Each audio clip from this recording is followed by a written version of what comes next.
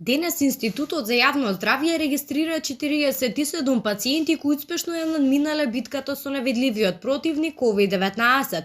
Оздравени пациенти се регистрирани во градовите Скопје и Куманово по 9 лица, Тетово 13, Прилеп 8, Гостивар 5, Охрид, Кочани и Крива Паланка по едно оздравено лице.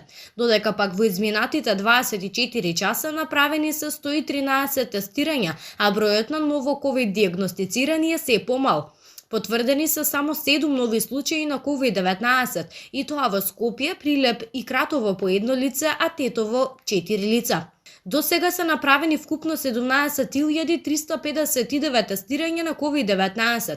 Вкупната бројка на COVID диагностицирани во нашата земја од почетокот на епидемијата изнесува 1518, но радува бројката на оздравени пациенти 992 се избориле со коронавирусот, но битката ја изгубија 85 лица. Во моментов, бројот на активни случаи во земјава изнесува 441.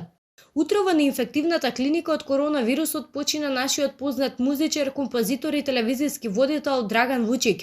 Тој беше хоспитализиран пред 8 дена, откако состојбата му се влошила и од тогаш е лекуван на одделението за интензивна нега.